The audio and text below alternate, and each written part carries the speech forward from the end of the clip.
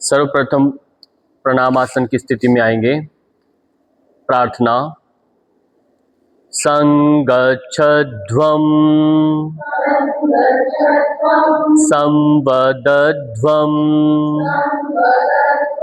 शम्भो मनसि जानिताम्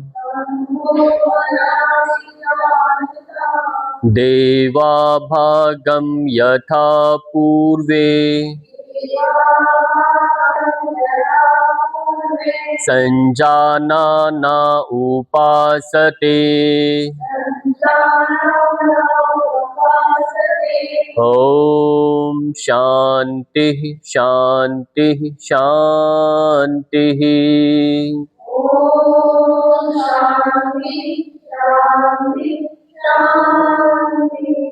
विश्राम ले लेंगे और आज का हमारा जो सेशन रहेगा वह है वर्टिगो के ऊपर। वर्टिगो क्या है?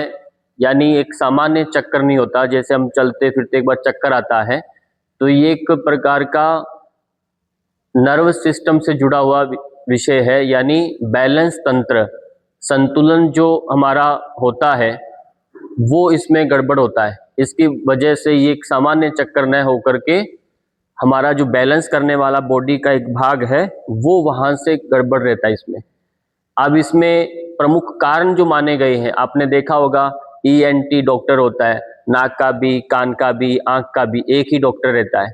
तो यानी ये हमारा कान से जुड़ा हुआ इसमें एक प्रमुख कारण माना जाता है। कारण इसमें कान यानी इसके अंदर कुछ कैल्शियम के जो कण होते हैं कुछ, उनमें अनबैलेंस बन जाता है, तो उसकी वजह से एक प्रमुख कारण होता है जिसमें आपको ये वर्टिगो यानी चक्कर आने लगते हैं। दूसरा, कई बार होता है कान के अंदर फ्लूइड यानी कुछ इसमें द्रव यानी कुछ लिक्विड फॉर्म में ऐसा कुछ जमने लगता है, वो एक कारण होता है। उसको भी ध्यान रखना पड़ता है कि आपका वर्टिगो के दौरान कौन सी स्टेज है ना। कान के अंदर यानी कैल्शियम की वजह से तो नहीं हो रहा, या फिर कहीं कान में मवाद तो कुछ ऐसा तो नहीं आ रहा इसके अंदर। दूसरा, कई बार होता है कि माइग्रेन के कारण होता है। माइग्रेन की वजह से भी हमारा एक नर्व जो है वो श्रिंक होता है, उसकी वजह से कारण बनता है। सर्वाइकल की वजह से यहाँ की तंत्रिका तंत्र जो है कंधे की मांसपेशियों में भी जकड़न से हमारे को चक्कर आते हैं। कई बार देखा सर्वाइकल वालों को भी ऐसे करते ही आगे झुकाते गर्दन को चक्कर आते हैं, तो वो भी उस जैसा प्रतीत होता है, किसकी तरह? वर्टिगो की तरह। पर कंप्लीट है कि नहीं है ये भी कारण में आता है। कई बार होता है कि स्ट्रेस ज्यादा लेता है व्यक्ति, उस स्ट्रेस की वजह से भी समस्याएं आती हैं। तो इस प्रकार से कुछ प्रमुख कारण है ये, जिसमें ये शोध के अंदर पाया गया कि वर्टिगो उन लोगों को रहता है। अब इसमें हम कौन कौन से आसन कर सकते हैं, कौन से अच्छे प्राणायाम हो सकते हैं, क्या हम खान पान कर सकते हैं, कौन से हाथों की मुद्राएं लगा सकते हैं जिससे हम इसमें ठीक हो सके, तो वो सब अभ्यास हम करेंगे। ज्यादा इसमें आसन नहीं है, बहुत तेज गति वाले अभ्यास इसमें नहीं करने होते। जल्दी से आगे झुकना, पीछे झुकना, वो सब अभ्यास मना होते हैं। मंद गति से, धीमी गति से आप करने हैं। धीमी धीमी गति से ब्रीदिंग वाले अभ्यास करने होते हैं, और कुछ विशेष हैं तब भी आपको किसी एक्सपर्ट की मॉनिटरिंग में आपको अभ्यास करने, अपने आप नहीं करना। तो सबसे पहले हम अभ्यास जो करेंगे, देखा आपने कई बार हम गर्दन कर रहे हैं ऐसे ऐसे बहुत स्पीडली, ये सब नहीं करना होता, मना है। पीछे जाना भी, आगे आना भी, क्योंकि आगे के लिए सर्वाइकल भी कारण हो सकता है, पीछे वाला आपको पहले से ही बैलेंस बिगड़ता है। कई बार धूप में बाहर जाने से भी एकदम सनस्ट्रोक होता है, तो वो एक अलग चक्कर है।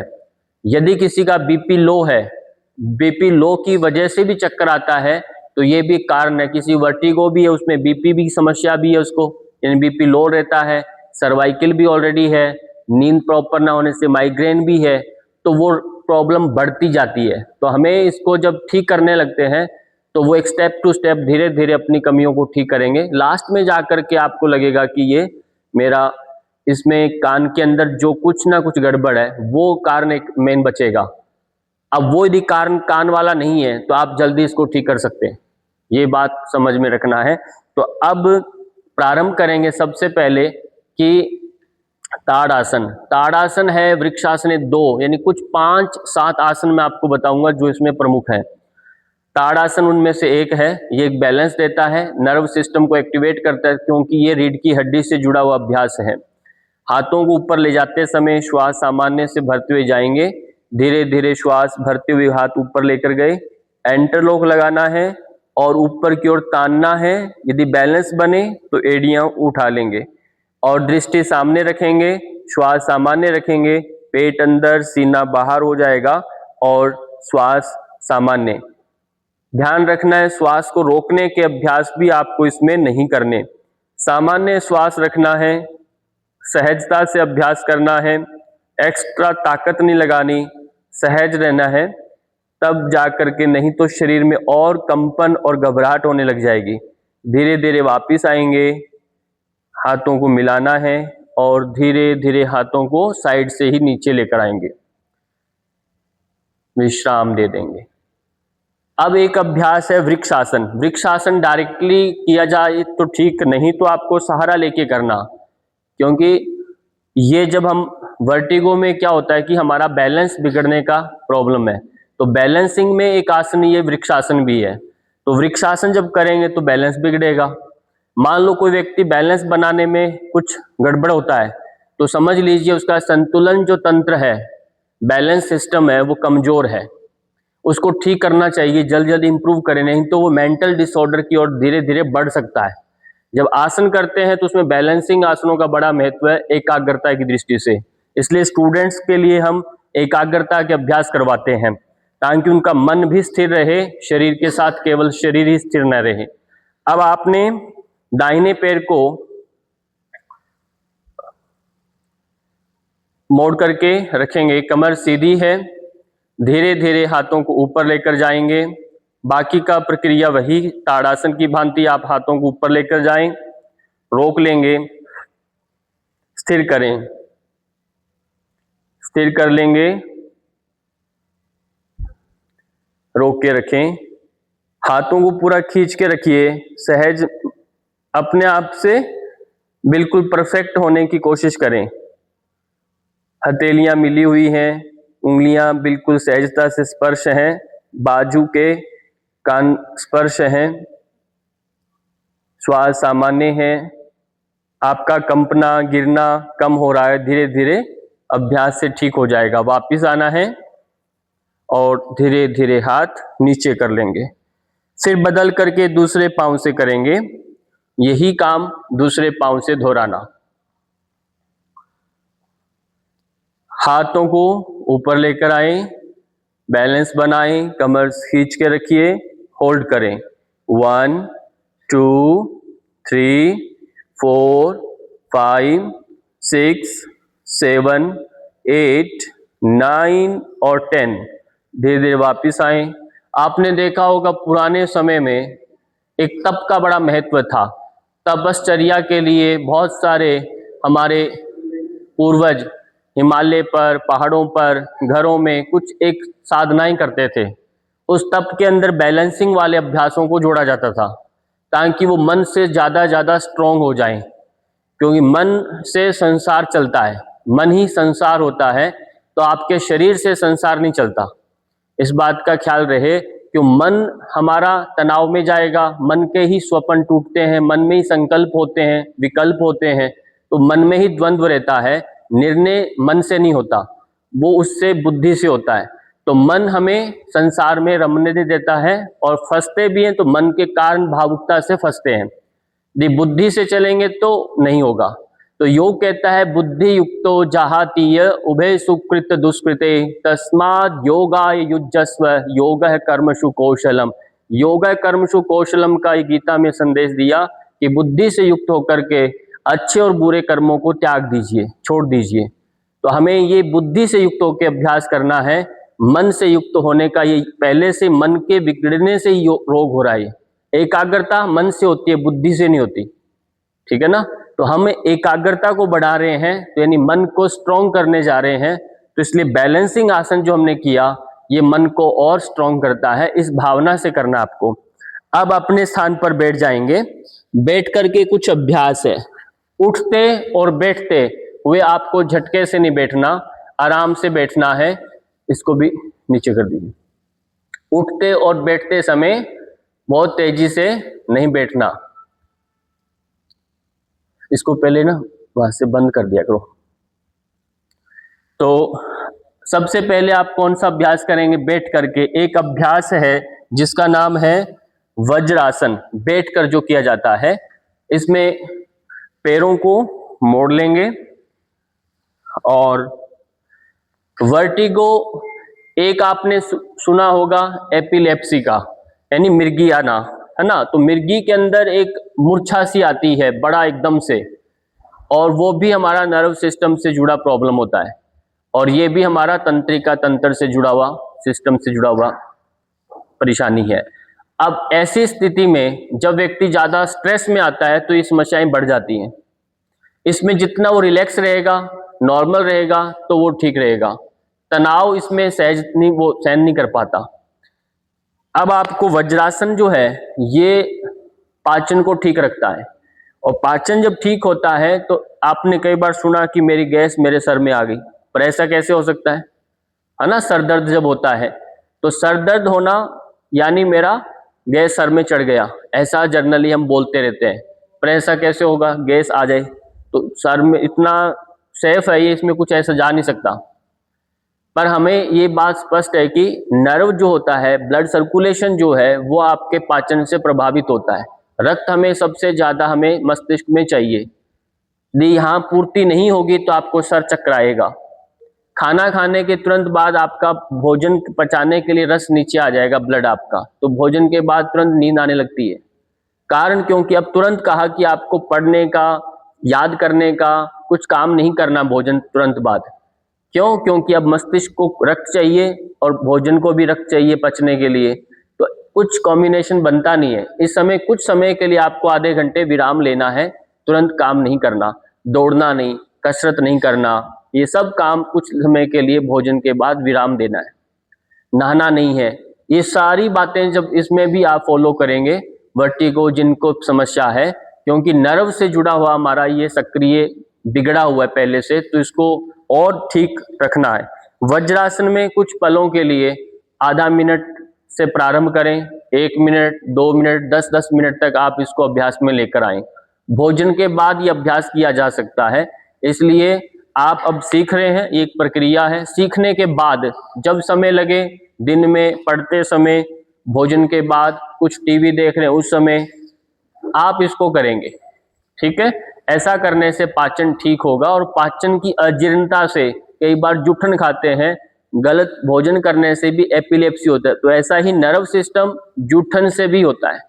एक वैज्ञानिक में आता है, ये हम कुछ भी गलत खड़े खड़े बाहर कुछ खा रहे हैं, वो कुछ खाते हैं, तो भोजन आहार का इसमें बड़ा महत्व रहता है। इसलिए स्वच्छ भोजन, सात्विक भोजन पर ध्यान देंगे तो ये ठीक होगा। इसी के साथ एक अभ्यास है शशांक आसन। शशांक आसन जो है वो आगे झुकते हुए करना होता है। शशांक बोलते हैं, खरगोश का नाम है शशांक। शशांक खरगोश नहीं है, उसको बोलते हैं शशक बोलते हैं। खरगोश का नाम क्या है? शशक। जब हम शशांक कहते हैं तो द्वितीया का चांद होता है, चंद्रमा को हम क्या बोला? शशांक बोलते हैं। तो शशक यानी खरगोश की भांति या द्वितीया के चांद की भांति हमारी पोजीशन होती है। द्वितीया का चांद देखा गोल गोल होता है, आगे झुकते हैं तो ऐसी हमारी एक कर्व बनती है, और हाथ भी हमारे ऐसे फैल जाते हैं, तो एक लंबा, और हाथ जैसे ये गए, ये खरगोश के कान की भांति होते हैं। खरगोश बड़ा बुद्धिमान होता है, वो बड़े ठंडे दिमाग से सोचता है, तो उसकी कहानी हमने बचपन में खूब पढ़ी है।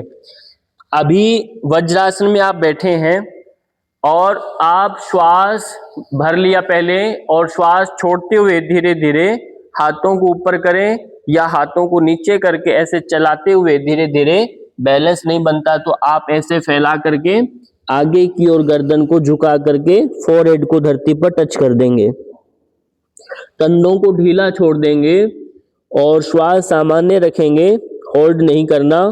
रक्त के प्रवाह को महसूस करना है, मस्तिष्क आपका तरोताजा हो रहा है, आंखें भारी हो रही है तो धीरे धीरे वापस आएंगे। श्वास भरते हुए गर्दन को ऊपर करेंगे सामने, और यदि ज्यादा भारी लग रहा है तो हाथों को ऐसे करके आप ऐसे रख लेंगे और ऐसे रख करके आंखें बंद करके बैठेंगे। यदि कोई समस्या नहीं आ रही तो हाथ नीचे करके गर्दन को झुका करके आगे फोरहेड को टच करेंगे। इस प्रकार से दोनों तरह से आप इस अभ्यास को दोहराएंगे। वापिस से आएंगे, वापिस आ जाएं धीरे धीरे। ये शशांक आसन रक्त के प्रवाह को ठीक करता है, मस्तिष्क से जुड़े जितने अवरोध होते हैं उनको ठीक कर देगा।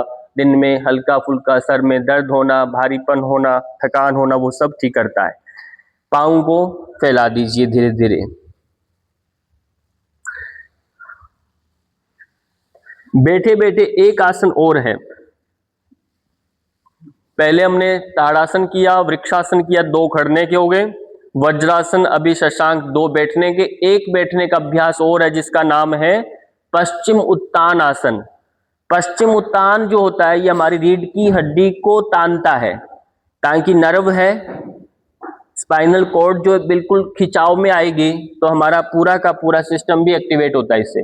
तो कमर सीधी रखी हुई है, श्वास भरते हुए हाथों को ऊपर लेकर जाएं और श्वास छोड़ते हुए पैरों को पकड़ लेंगे और धीरे धीरे आगे झुकें। नहीं तो आप धीरे धीरे ऐसे धीरे धीरे आप नौका चलाएंगे। अभ्यास थोड़ा ठीक करने के लिए प्रारंभ में आप ऐसे नौका चलाएंगे। श्वास भरते हुए धीरे धीरे आना, धीरे धीरे श्वास छोड़ते हुए जाना। तेज गति से बिल्कुल नहीं करना। आप, मैं फिर कह रहा हूं, तेज गति वाले अभ्यास आपको नहीं करने। बहुत धीमी धीमी गति से जाना और छोड़ देंगे। रोक लें पैरों को, जितना आप पकड़ के रोक सकते हैं रोकिए। बस इतना काम करना आपको। श्वास सामान्य रखें। धीरे धीरे धीरे आप महसूस करेंगे बिल्कुल लोअर से काफ मसल्स, थाइस में पूरा खिंचाव आएगा। आगे जब झुकेंगे तब विश्राम दे देंगे, वापस आ जाएं। पाँव को, उंगलियों को हिला लिया। अब यहीं से धीरे से करवट लेकर के पेट के बल उल्टे लेट जाओ। पेट के बल लेटने के बाद 2 अभ्यास हैं जो आपको भी करने हैं। सबसे पहला अभ्यास है वृक्षासन, सॉरी भुजंगासन करेंगे। पाँव को मिला लीजिए, पाँव को मिला करके हाथों को साइड में रखिए। श्वास भरते हुए धीरे धीरे ऊपर उठेंगे। श्वास भरें, धीरे धीरे ऊपर जाएंगे। कमर को ढीला छोड़ दीजिए, होल्ड करके रखिए। श्वास सामान्य रखें। श्वास छोड़ते हुए वापस आना है। फिर श्वास भरते हुए जाएं। अंतिम स्थिति में श्वास आप छोड़ देंगे, श्वास सामान्य रहेगा, कमर को ढीला छोड़ दें। यह अभ्यास बहुत जरूरी है, अभ्यास करना। ये पूरा का पूरा अभ्यास मेरुदंड यानी आपकी रीढ़ की हड्डी को मजबूत बनाएगा। और रीढ़ की हड्डी बहुत महत्वपूर्ण होता है शरीर का अंग। ये वापिस आए धीरे धीरे, एक बार और दोहराओ। धीरे धीरे ऊपर गए, श्वास छोड़ दीजिए, कमर को ढीला छोड़ दें। एड़ी पंजे मिला के रखिए, वापिस आ जाएंगे। इसके पश्चात हाथों को क्रॉस करके ऐसे रखना, पैरों को, पंजों को बाहर निकालना। मकरासन का अभ्यास करेंगे। मकरासन में ठुड्डी लगा दीजिए। अब कमर को पूरा ढीला छोड़ देंगे, घुटनों में आराम, कमर में आराम।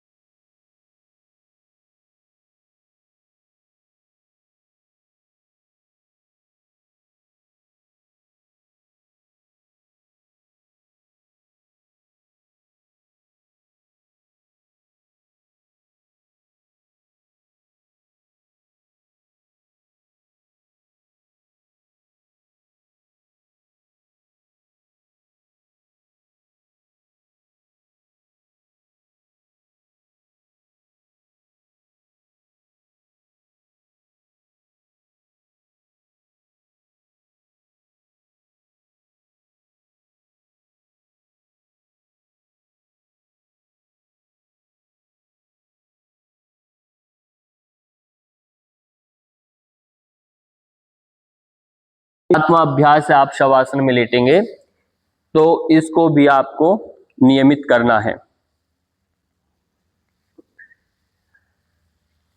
शवासन में लेट गए और पांव में अंतर ले लिया, हाथों को ढीला छोड़ दें, पूरा शरीर शिथिल रहेगा, कहीं कोई तनाव खिंचाव न रहे। नींद का पूरा न होना, कंप्लीट न होना, उससे भी वर्टिगो की समस्या बढ़ती है। पूरा शरीर शिथिल,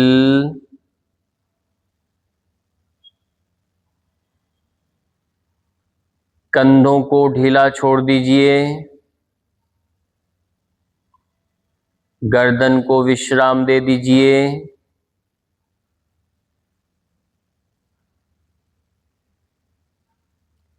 रीढ़ की हड्डी को विश्राम दें, पृष्ठ भाग को, बैक मसल्स को एक एक करके विश्राम देते जाएं।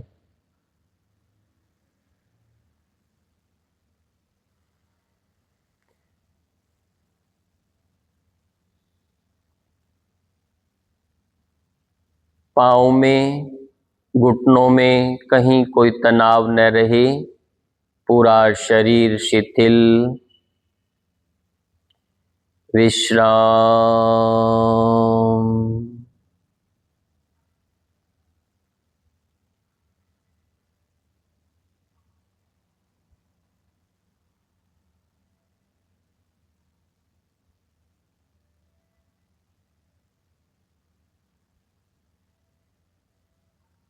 पूरे शरीर में विश्राम, मुखमंडल को विश्राम दीजिए, आंखों को, पलकों को, फोरहेड को विश्राम दे दीजिए। श्वास सहज चल रहा है, न लेने न छोड़ने पर ध्यान दें, न लंबा न गहरा करें, श्वास जैसे चल रहा है उसे चलने दें, केवल आप देखते रहें श्वास का आना और जाना।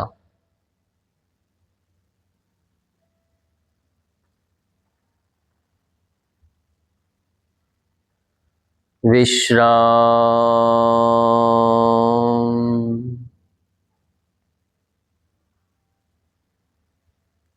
शिथिल,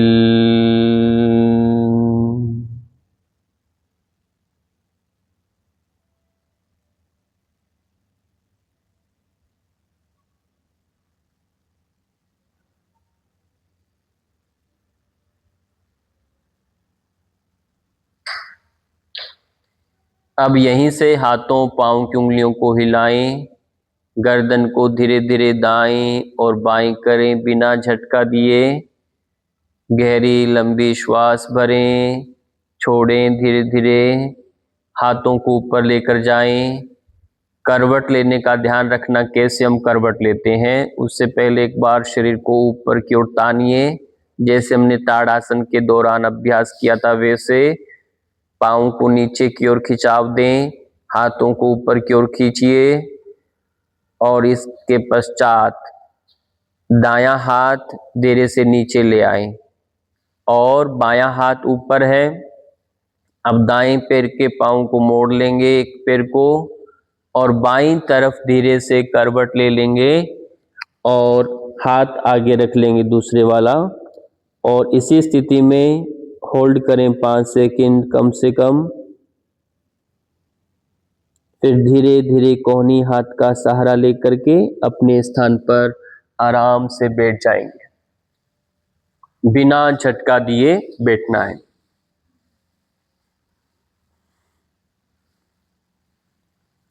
ये सारे अभ्यास करने के बाद आप किसी भी ध्यानात्मक आसन में बैठ जाएंगे।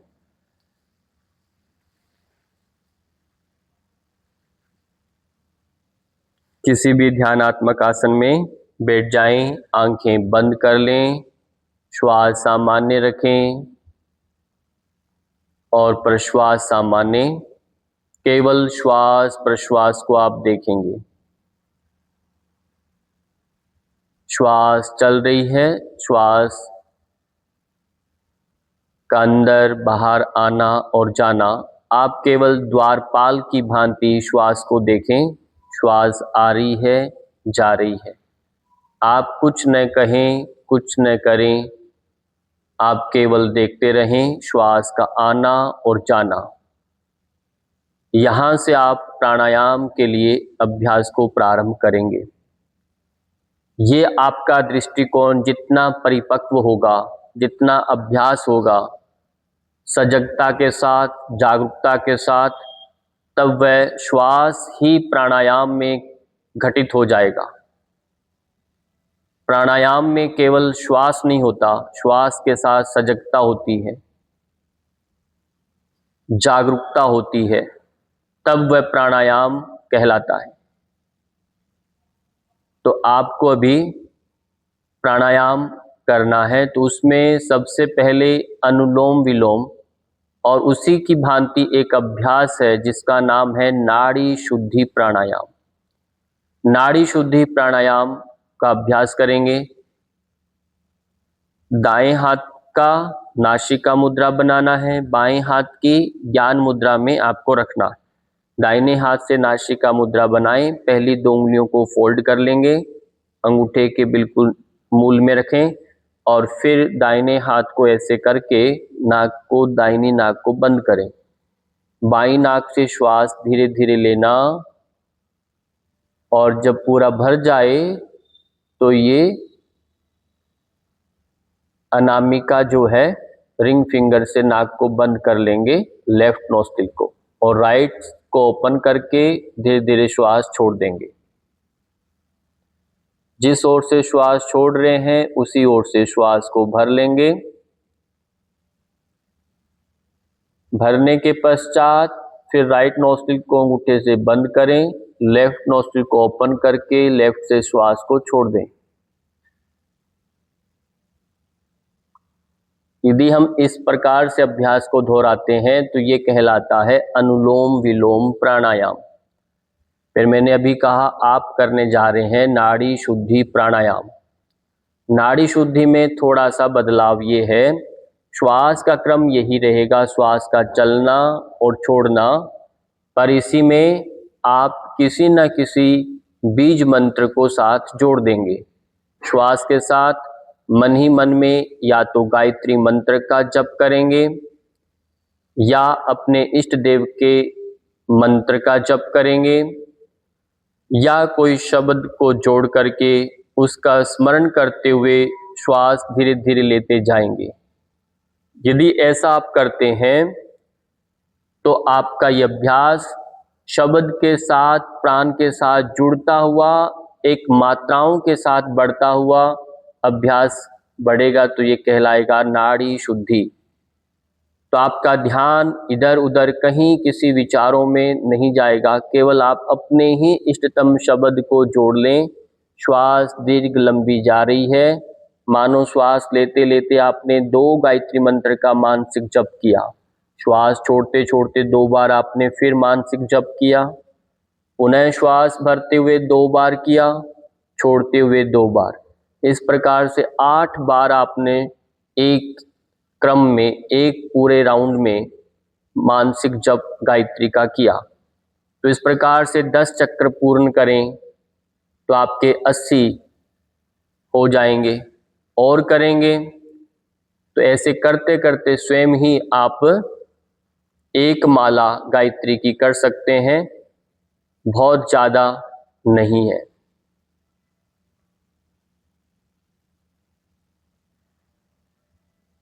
धीमी धीमी गति से श्वास को लेना और नाड़ी शुद्धि प्राणायाम अनुलोम विलोम से भी ज़्यादा प्रभावशाली है। ये मन को शांत तो करता ही है, स्नायु तंत्रिका तंत्र पर इसका गहरा प्रभाव पड़ता है। सिंपैथेटिक पैरासिम्पैथेटिक नर्व जो है, ईड़ा पिंगला जो नाड़ी है, स्वायत्तशासी जो तंत्रिकाएं हैं, वो इससे सक्रिय हो जाती है, वो बैलेंस में आने लगती हैं। शरीर का तापमान नियंत्रित होने लगता है जब आप अनुलोम विलोम प्राणायाम करते हैं तब। नाड़ी शुद्धि के दौरान और बहुत सारे ब्लॉकेज अंदर अवरोध अपने आप समाप्त होने लगता है जब आप गहनता से, जागरूकता से, सजगता से अभ्यास को दोहराते हैं तब। प्रत्येक श्वास के दौरान एक प्रसन्नता का भाव चेहरे पर नजर आए। प्रसन्नचित्त होते हुए श्वास धीरे धीरे उत्साह से श्वास को भरें और प्रत्येक प्रश्वास के दौरान एक अनुभव करें शरीर के सारे विकार, कष्ट बाहर निकल रहे हैं और आपका शरीर पवित्र, स्वच्छ, निर्मल, एक हल्कापन का अनुभव कर रहा है। इस भावना से प्रत्येक श्वास के दौरान करना, प्रश्वास के दौरान करना, तब मानेंगे आपके अंदर एक हल्कापन, प्रत्येक श्वास में ऊर्जा बढ़ रही है और प्रत्येक प्रश्वास में एक शरीर में एक हल्कापन आ रहा है। इसे हम बोलते हैं चित्त प्रसाधन, चित्त का निर्मल होना। और ये एक अभ्यास है नाड़ी शुद्धि और अनुलोम विलोम का, मैंने बताया उसमें बीज मंत्र को नहीं जोड़ना। अगला अभ्यास है इसी स्थिति में भ्रामरी प्राणायाम। भ्रामरी प्राणायाम में षण्मुखी मुद्रा बना लेंगे और धीमी धीमी गति से श्वास भरें और म की ध्वनि का नाद करें। हम की ध्वनि का नाद करें। 3 बार दोहराएं, श्वास भरिए। हम।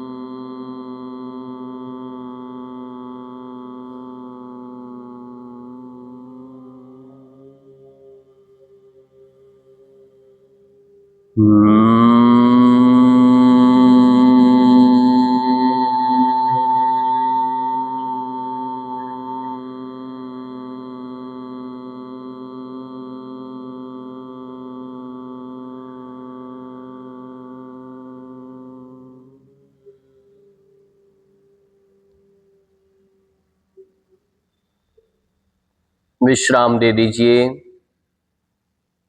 कंधों को ढीला छोड़ दें। भ्रामरी प्राणायाम आपने अभी किया, ये भी अंदर पूरा मस्तिष्क को तरोताजा बनाता है, नर्व को और धमनियों में, अंदर स्नायु तंत्रिकाओं में कंपन के माध्यम से अवरोध को मिटा देता है। वहाँ जब थंडरिंग होता है, कहीं ना कहीं अवरोध बना हुआ है, क्लोट बन गया है, उसे ये बाहर कर देता है, जिससे चक्कर, थकान, सर दर्द नहीं होता, मन प्रसन्न हो जाता है। अगला अभ्यास है इसी क्रम में चंद्र भेदी प्राणायाम।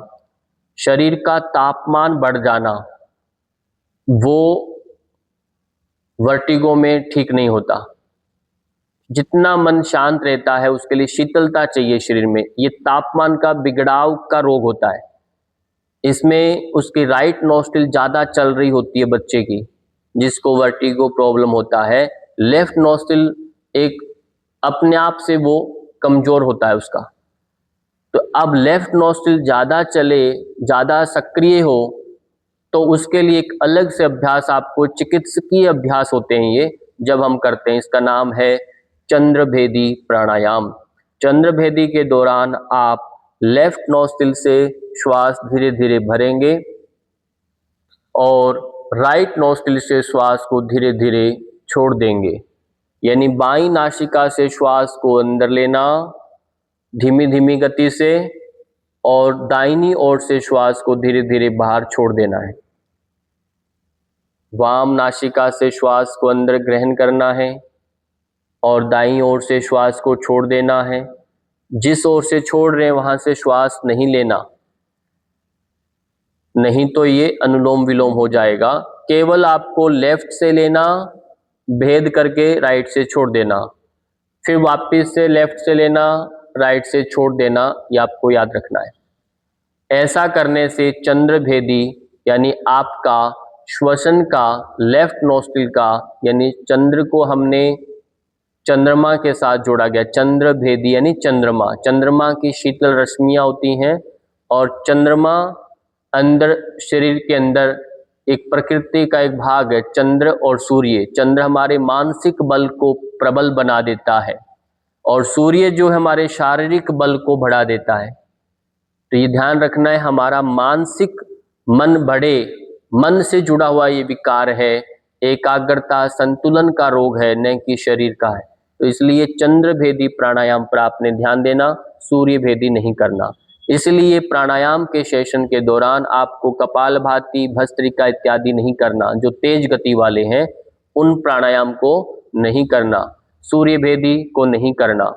ये जो अभ्यास मैंने भी बताए वो करना। यदि गर्मी के दिन है तो आप शीतली प्राणायाम भी कर सकते हैं, जीव को बाहर निकाल के शीतली प्राणायाम। सर्दियों में ये सब नहीं करना होता, जीव बाहर निकालेंगे और रोल करेंगे और धीरे धीरे श्वास को भरेंगे। पर ये इसलिए हम कंटिन्यूटी से नहीं जोड़ते शीतली को, क्योंकि बाद में ये ध्यान नहीं रहता है कि सर्दी चल रही, वो करता रहता है सीखने के बाद। तो ये एक स्वयं से भी अभ्यास जागते हैं तो कर सकते हैं, नहीं तो इसे आपको नहीं जोड़ना। तो ये सारे प्राणायाम जो भी किए, पहला हमने क्या किया, अनुलोम विलोम, और यानी नाड़ी शुद्धि पहले करना, फिर सामान्य अनुलोम विलोम कीजिए, फिर आपने भ्रामरी किया, चंद्रभेदी किया, ये चाहे तो शीतली, पर शीतकाल में 4-5 महीने उस समय नहीं करना, ये ध्यान रखना है। अब कुछ मुद्राएं हैं, यदि मुद्राओं को भी आपने साथ जोड़ दिया प्राणायाम के दौरान तो और ज़्यादा बेनिफिट होता है। इसलिए 4 मुद्राएं आपको भी बताई जाएंगी। एक तो ये ज्ञान मुद्रा है।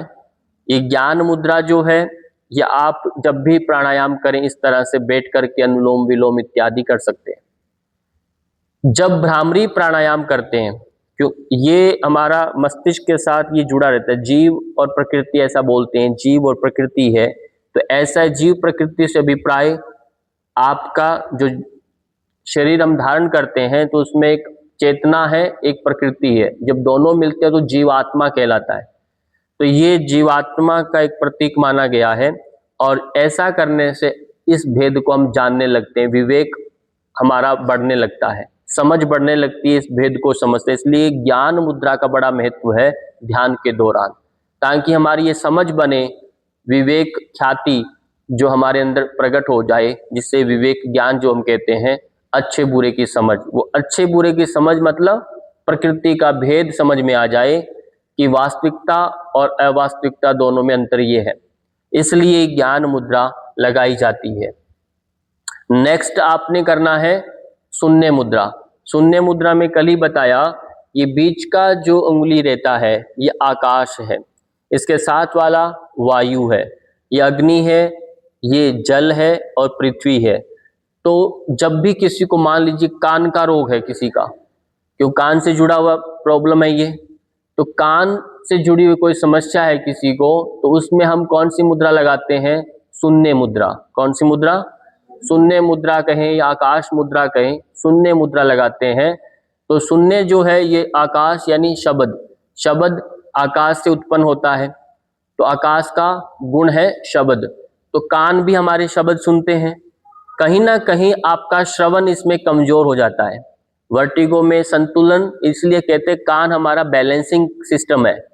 कान गड़बड़ है तो बैलेंस नहीं बनेगा। इसलिए ऐसे ही नहीं कान बना दिए भगवान ने, कोई चश्मा रखने के लिए नहीं है, ये कोई मास्क लगाने की टांगने के लिए नहीं थे। ये हमारा बैलेंस, चलने फिरने में बैलेंस देते हैं। जैसे हम सुनते हैं, इसलिए जिनको कम सुनता है उनका बैलेंस प्रॉपर नहीं होता। ठीक है, तो सुनने का बड़ा इनका महत्व है और सुनने से हमारा बैलेंसिंग बनता है। और सुनते कैसे हैं, आकाश यानी शब्द से। तो ये रोग मोस्टली उसमें अधिकांशतः है कानों के श्रवण यानी उसमें कैल्शियम के अनबैलेंस की वजह से ये रोग बनता है। या उसमें पानी भर गया, तो पानी भर गया यानी लिक्विड भर रहा है तो सुन नहीं पाएगा ढंग से, तब भी उसमें चक्कर की संभावनाएं बढ़ जाती है। तो आपको शून्य मुद्रा क्या करना, मध्यमा उंगली को मूल में ऐसे लगाना और अंगूठे को ऊपर करके बाकी 3 उंगलियों को ऐसे सीधा करके रोक के रखना है। ये शून्य मुद्रा। शून्य मुद्रा में आप बैठे बैठे भ्रामरी प्राणायाम कर सकते हैं। आप एक भ्रामरी षण्मुखी मुद्रा लगाया था, एक यदि सुबह सुबह कर रहे हैं, मान लो अभी कोई आवाज नहीं है यहाँ पर, तो अलग से कानों को ऐसे बंद करने की आवश्यकता नहीं है। यदि आप बिल्कुल शांत जगह आप अपने घर में एकांत में बैठ के कर रहे हैं, तो आप बिल्कुल ऐसे इसी शून्य मुद्रा में बैठें और आप फिर नाद का उच्चारण करेंगे, क्योंकि इसमें और नाद सुनने की क्षमता कानों की बढ़ रही है। तो नाद जो हम उत्पन्न करेंगे भ्रमर नाद, वो और अच्छे से सुन पाएंगे। तो ये 2 मुद्राएं होगी, पहली ज्ञान मुद्रा और दूसरी शून्य मुद्रा जो इसमें करनी। तीसरी मुद्रा है उसे हम बोलते हैं वायु मुद्रा। कौन सी? वायु। आकाश के साथ वाली जो उंगली होती है ये वायु है। तो अब वायु मुद्रा को यानी इस उंगली को मोड़कर इसके मूल में ऐसे रख देना है ऐसे। तो इस प्रकार से ये कहलाएगी वायु मुद्रा, क्योंकि आकाश से निकला हुआ जो तत्व है वो है वायु तत्व। आकाश का स्वभाव शब्द है, तो वायु का स्वभाव स्पर्श है। हवा का हम स्पर्श से अनुभव करते हैं, यानी आप कान स्पर्श का अनुभव करते हैं। इसलिए हाथी के कान देखे बड़े बड़े होते हैं। तो ये तापमान को नियंत्रण करने का भी काम करते हैं कान। कान ऐसे नहीं है, इसलिए हाथी जब देखा धूप ज्यादा है तो वो कानों को भिगो लेता है अपने। ये हमारे पर्दे हैं, इनको यदि आप कानों को थोड़ा भिगो लेते हैं, धूप में जाते हैं, तो आपको चक्कर नहीं आ सकते, क्योंकि शीतलता अंदर से आपको कान को पूरा कूलिंग देंगे ये। ठीक, तो इसलिए ये कान स्पर्श का अनुभव कराते हैं। यहीं से स्पर्श का सुनने का काम इधर से ही हो रहा है, क्योंकि ये इंद्री हमारी इसके साथ जुड़ी हुई है, नजदीक है, इसके एक निकटतम संबंध बोलते हैं इसे। इसलिए जब आप वायु मुद्रा को धारण करेंगे तो आप और इस समस्या से बाहर निकल कर आएंगे। उंगलियों को हल्का सा ऊर्ध्वमुखी रखना है, नीचे की ओर खींच के नहीं रखना, तान करके हल्का सा ऊपर रखें, कंधों को ढीला रखें। प्रत्येक मुद्राएं 10 से 15 मिनट आपको करनी होती है। पर आप अलग अलग स्थिति में, मान लीजिए मैंने कहा शून्य मुद्रा है, ये भ्रामरी प्राणायाम करते समय या अनुलोम विलोम कर रहे हैं, दूसरे हाथ का शून्य मुद्रा लगा रखा है, या शवासन में लेट गए हैं तो शून्य मुद्रा लगा के ही शवासन में लेट जाएं, तो ये साथ साथ में ही हो जाती हैं। ऑफिस में बैठे काम कर रहे हैं, कुछ बैठे हैं, कुछ केवल सुनने का ही काम कर रहे हैं, तो आप बैठे बैठे ही वायु मुद्रा को लगा लें, क्योंकि सुनने का काम हो रहा है। ठीक, पर आपको नियमितता से कुछ समय ऐसा बनाना है। पूजा पाठ कर रहे हैं अलग से, तो उस समय आप बैठ करके इसी तरह से कोई दूसरी मुद्रा लगा सकते हैं। तो हमारी आकाश मुद्रा, दूसरी वायु मुद्रा, आकाश यानी शून्य मुद्रा, वायु मुद्रा और आपकी ज्ञान मुद्रा। एक मुद्रा और है जिसे हम बोलते हैं प्राण मुद्रा। कौन सी? प्राण मुद्रा में अंतिम दोनों उंगलियों को आप मोड़ करके ऐसे जोड़ लेंगे, जिससे शरीर का प्राण लेवल बढ़े। प्राण बढ़ेगा तो आपका अंदर चेतना बढ़ेगी। तो प्राण का बल बढ़ना मतलब आत्मा का बल बढ़ना, और आत्मा के बल से यानी सूर्य का स्वभाव से ये रोग बना है। सूर्य का प्रॉब्लम था ये, सूर्य से कैल्शियम बन रहा था, तो सूर्य की कमी से पानी भर गया अंदर, तो सूर्य की विकृति के रोग होते हैं। सिर वेदना, शिरोवेदना जो होती, सर में दर्द आना, स्नायु तंत्रिका तंत्र वाला जो रोग आता है, ये एक हमारे शरीर में सूर्य प्लेनेट जो होते हैं ये हमारे शरीर पर प्रभाव छोड़ते हैं, इन्हीं से जुड़े रोग बनते हैं फिर। तो उसमें एक कारण बड़ा, सूर्य साक्षी हमारे सामने तारा है बड़ा, तो ये बड़ा डायरेक्टली हमारे पर प्रभाव छोड़ते हैं। तो सूर्य का सुबह सुबह हल्की हल्की धूप, सुबह की मॉर्निंग के 15 मिनट आप धूप, जब सनराइज हो उस समय आप उसमें जाके बैठें। बैठ करके आपको पीठ से, पीछे से धूप लेना है, 1 गिलास पानी पी के बैठना है, सिर को हल्का सा रुमाल से आप ढक करके बैठेंगे। दिन में धूप नहीं लेना, मैं केवल कह रहा हूं सनराइज होते, जब सूर्योदय हो उस समय की पहली 15 मिनट की धूप आपको लेना है, 1 घंटे बाद वाली नहीं। तो यदि आप ऐसा कर सकते हैं तो आपको इस समस्या से जल्दी राहत मिलेगी, आपको तुरंत बाहर जाते एकदम से प्रभावित नहीं होंगे। तो ये सारी पांचों मुद्राएं, जो भी 4 मुद्राएं आपको बताई, इनका आप पालन करेंगे। और कुछ विशेष सावधानियां हैं, सावधानियां आपको रखनी है जिससे रोग न लगे। कुछ सावधानियां क्या है, स्वाभाविक दिनचर्या में कुछ सावधानियों का पालन करना है। उसमें यह है, अचानक सिर को एकदम से घुमाना नहीं है, इधर उधर घुमाने लग जाओ, नीचे ऊपर एकदम से नहीं करना। तो एक सावधानी रखनी है, एकदम से नीचे उठ करके बैठना, एकदम से ये सब नहीं करना। सुबह जब उठते हैं तो धीरे धीरे अंगड़ाई लेकर के, आराम से करवट लेकर के फिर बैठिए, हाथों को रगड़ करके, आंखों पर मल करके लगाएं, तब धीरे से एक्टिव हो, अपने आप को जागरूक करें। एकदम से भागना नहीं उठ करके, तो चक्कर आने की संभावनाएं बढ़ जाती हैं। दूसरा, खूब पानी पीना है आपको। पानी पीने में सर्कुलेशन हमारा खूब बढ़िया चलता है, ब्लड सर्कुलेशन। यानी जितना वजन है, आप मान लो आपका 20 किलो वजन है तो 1 लीटर पानी पीना, 40 किलो वजन है तो 2 लीटर, 60 है तो 3 लीटर, 20 किलो पर 1 लीटर पानी समझ लीजिए, ठीक है। यदि 100 किलो वजन लेके घूम रहे हैं तो 5 लीटर पानी पीना है। 5 लीटर का मतलब कितने गिलास हो जाते हैं, सोच लीजिए। तो इस प्रकार से एक प्रक्रिया ये है पानी का मापदंड। दूसरा मापदंड होता है, आप जब पेशाब करते हैं तो वो पेशाब देखिए कहीं पीला तो नहीं आ रहा, उसका रंग पीला है तो पानी की कमी हो रही है बॉडी में, तो पानी की मात्रा अपने आप बढ़ा दीजिए। गर्मी में बाहर घूम रहे तो फिर आप गिलास वो मत गिनिए, फिर आप देखिए यूरिन आपका पास हो रहा है कि नहीं हो रहा। कम से कम 500 ml आपको पेशाब दिन में करना होता है मिनिमम। यदि कम करते हैं तो किडनी का प्रॉब्लम, बॉडी में गर्मी बढ़ने की शिकायत आ जाएगी, पथरी होने लग जाती है। इसलिए वो ज्यादा हो, कम से कम मात्रा बताया इतना। तो आप पानी पिएंगे प्रॉपर और नींद प्रॉपर लेंगे। नींद पूरी लेना, जल्दी से उठ के भागना नहीं, गर्दन को ऊपर नीचे एकदम से नहीं करना। और स्क्रीन टाइमिंग, मोबाइल को देखते रहना, लंबे समय तक लेटे लेटे देखते रहना, ये सब नहीं करना। इससे हमारा ये बिल्कुल समस्या आती है। आजकल जो ऑप्टिज्म की समस्याएं बढ़ रही है स्क्रीन टाइमिंग के कारण से, तो ये धीरे धीरे बढ़ती जा रही है। अभी हमें स्वस्थ लगता है, थोड़ा देख लें, ऐसा करते करते आपको संभालने वाला नहीं होगा, क्योंकि बच्चे भी देख रहे हैं, सब एक घर में इकट्ठे पागल हो जाएंगे, सोच लीजिएगा, तो कौन संभालेगा। तो ऐसी अभी नौबत भारत में आने लगी है, विदेशों में तो ऑलरेडी बनी हुई है। तो वहां पर संभालने के लिए भी कॉन्ट्रेक्चुअल बहुत सारे ऐसे ही कंपनियां काम कर रही हैं उनकी केयरिंग के लिए, ठीक है ना। जैसे आवारा कुत्तों को संभालने के लिए गाड़ियां छोड़ी जाती है ना, ऐसे ही इंसान भी एक अपने आप में पशु होता है। ये यदि वो ठीक है तो ठीक है, नहीं तो एक जानवर से बेहतर इसकी जिंदगी होती है, क्योंकि ये दोनों काम करता है, केवल भोगता नहीं है, ये काम उल्टे भी करता है। जानवर में ऐसा नहीं होता। इसलिए ज्यादा डेंजर की भी बात करें तो मनुष्य सबसे डेंजर प्राणी है धरती का।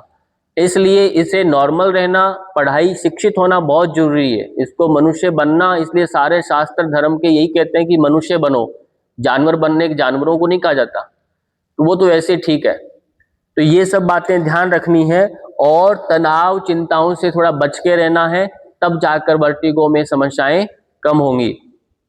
और कुछ थोड़ी बातें ध्यान रखना है कि सूर्य नमस्कार का आपने बहुत सुना है, सूर्य नमस्कार कर लें क्या, पर सूर्य नमस्कार डायरेक्टली आपको नहीं करना, क्यों, तेज गति वाले हैं। शीर्षासन कर लूं क्या, किसी को देख करके, सर्वांग आसन कर लूं क्या, नहीं करने। यदि करते हैं तो बहुत सावधानी, मॉनिटरिंग में कोई पास में होना चाहिए। तो इस प्रकार से सूर्य नमस्कार तो अभ्यास नहीं करना, तेज गति वाली रनिंग नहीं करना, कूदना, जंप सब नहीं करना होता, क्योंकि गर्मी नहीं बढ़ाना शरीर में, वात को नहीं बढ़ाना, शरीर में शीतलता को बढ़ाना है, उसी से बिगड़ा हुआ रोग है ये। और ध्यान देना, खाली पेट बिल्कुल आपने अभ्यास नहीं करना, कुछ खाते रहना है। खाली पेट आप कसरत नहीं करेंगे, क्योंकि लो बीपी की समस्या भी है इसमें एक कारण। तो बीपी लो न रहे, खाली पेट नहीं रहना। जैसे भोजन करते हैं बीपी हमारा हाई हो जाता है, तो खाली पेट नहीं रहना। और दूसरा एक इसमें ध्यान देना है कि आपको जैसे बताया, कपालभाति, भस्त्रिका, सूर्य भेदी प्राणायाम नहीं करने तेज गति वाले। नमक कम खाना है, नमक का प्रयोग कम करना। कैफीन जो होता है जैसे चाय कॉफी कम लेना है। नींद प्रॉपर लेनी है। कहीं धूम्रपान करने का शौक बढ़ रहा है आजकल, जैसे देखते हैं पुरुषों में स्त्रियों में दोनों बराबर मात्रा में कंपटीशन चल रहा है, हर जगह कैफे में पी रहे हैं, ठीक है ना। वो शराब, धूम्रपान, बहुत सारी ऐसे सॉफ्ट ड्रिंक आ रही है, कोल्ड ड्रिंक आ रही है, जो भी पैकेट फूड है वो सब आपको नहीं लेना होता है, इसमें मनाही होती है, जिससे ये सारे के सारे और शरीर में विकृति आती है। नींद प्रॉपर लेनी है। और लास्ट में एक षड रस से युक्त जो भोजन होता है, पूरा अच्छा सात्विक भोजन, पौष्टिक भोजन आपको लेना है। तो ऐसा यदि आप करेंगे तो शरीर भी साथ देगा और आप जो अभ्यास कर रहे हैं इससे भी आपको स्ट्रॉन्ग, आप धीरे धीरे होकर के उस रोग को बाहर कर देंगे, उसको हरा देंगे। नहीं तो शरीर साथ नहीं देगा और खान पान भी आप साथ नहीं देंगे तो फिर गड़बड़ है, फिर आप दवाई लेते रहिए, लास्ट में उसी बीमारी से आप एकदम से ब्लास्ट होकर के, स्पार्किंग होकर के एकदम से मर जाएंगे फिर। इसलिए यदि आप अपने से प्रेम करते हैं, अपने परिवार से प्रेम करते हैं, तो इनका पालन करें। यही डॉक्टर लोग भी यही सलाह देंगे कि आप कुछ नियमों को पालन करें तो आप स्वस्थ रहेंगे, दीर्घायु होंगे और समय तक अपने लक्ष्य को प्राप्त कर सकते हैं। तो अपने स्वप्नों को साकार करने के लिए ये नियमित अभ्यास करें। इसी के साथ यहीं पर हम विश्व कल्याण प्रार्थना करेंगे। सर्वे भवन्तु सुखिनः, सर्वे सन्तु निरामया, सर्वे भद्राणि पश्यन्तु, मा कश्चित् दुःखभाग् भवेत्। ओम शांति शांति शांति। भू नमन करें आगे झुकते हुए धीरे धीरे।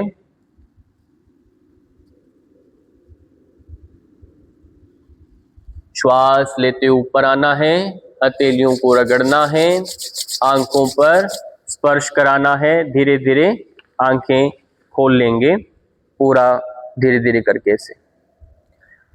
इसमें एक बात और थोड़ा आपने ध्यान रखना है अंतिम, यदि इस दौरान, वर्टिगो के दौरान या अभ्यास के दौरान आप कहीं किस गलत डायरेक्शन में जा रहे हैं या समस्या है पर आपको मालूम नहीं चल रहा, यानी आपको बोलने में कठिनाई हो रही है या आपको सुनने में कुछ गड़बड़ हो रही है, हाथ पैरों में कोई ऐसे स्वेलिंग आ रही है, सूजन आ रही है, नमनेस आ रही है या तेज सिर में दर्द हो रहा है, तो ये 4-5 कुछ सिम्टम्स है, ऐसे लक्षण यदि आपको दिखाई देते हैं तो आप डॉक्टर से तुरंत संपर्क करेंगे, इसको नज़रअंदाज नहीं करेंगे। शरीर अपने आप बताने लगता है कि अब अंदर टेम्परेचर बढ़ रहा है, बिगड़ रहा है, तो आप थोड़ा सा प्रॉपरली इलाज लेना है। ऐसा नहीं कि आपको सर दर्द चल रहा है और या सुनने में, बोलने में थोड़ी कठिनाई, जीभ के पलटने में कठिनाई हो रही है, कहीं ना कहीं बॉडी में, हाथ में नमनेस आ रही है, तुरंत संपर्क करें, नहीं तो क्या हो जाएगा, एकदम से क्लोट से ब्रेन हेमरेज, लकवा, पैरालिसिस होने की शिकायत बन जाती है।